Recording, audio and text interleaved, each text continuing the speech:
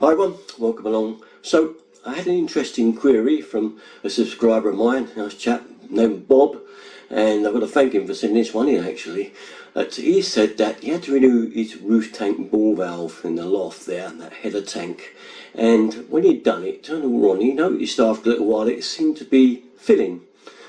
The actual valve had dropped a little bit and it was just sort of taking in a bit of water. And he left it a bit, checked it again, it was still running and nothing was running, no taps were dripping, nothing was leaking to see. So he wrote to me and I said, well, check everything, check like all your pipe work, if you've got anything under the floor, check it, make sure there's nothing at all leaking. But he's pretty certain that there was nothing leaking there at all.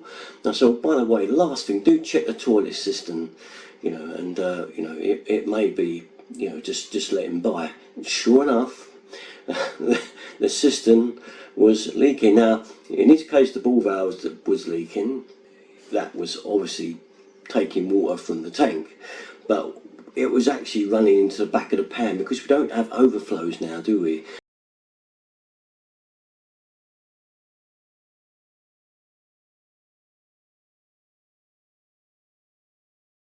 So if your toilet system valve is leaking and it's on a cold feed from the roof tank, then that means it will draw water down and into the cistern. Now, because it's low pressure, you don't really hear much noise from the water cistern.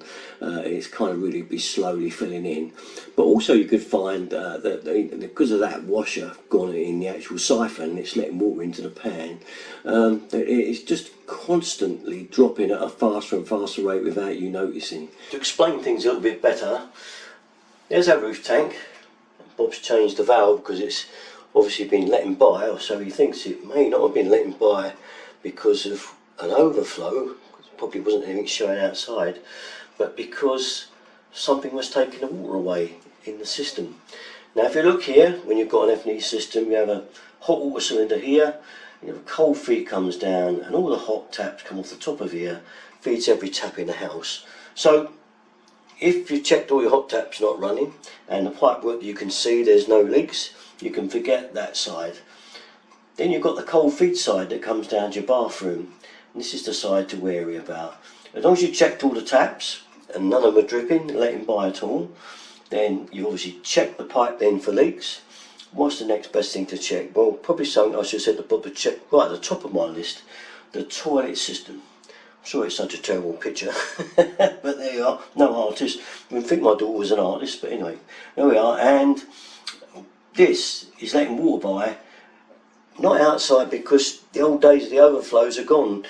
If Bob had seen an overflow running out the back from his toilet system, he'd have been well aware that that toilet was running.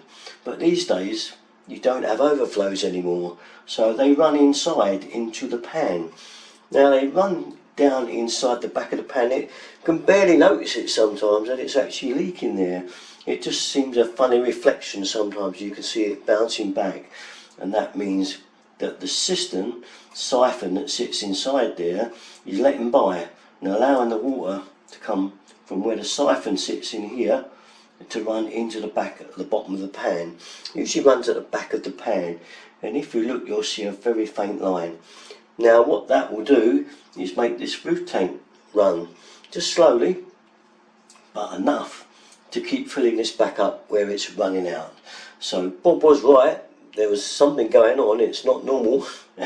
And the thing for everybody that's got F&E systems where you've got a cold feed like this, if you hear that tank at night is often the time you'll hear it, and it's like drizzling, like a little run of mains water, just tiny, just there, then you know more than likely the suspect will be the siphon in this toilet system, just running down into the back of the pan. And that's basically a very simple job. If it's push button one, because I've got a video on it that's very easy to show you how to change and put the new washer on to sort that out. If it's one of the old fashioned types with a handle and a different siphon, it's a lot more grief, I'm afraid, to do. But that's the answer to it. So they're the only things it could possibly be. The water was coming out somewhere and it had to be going down the pan, straight down the pan. What a waste. So there we are, and that hopefully explains it a little bit better for you.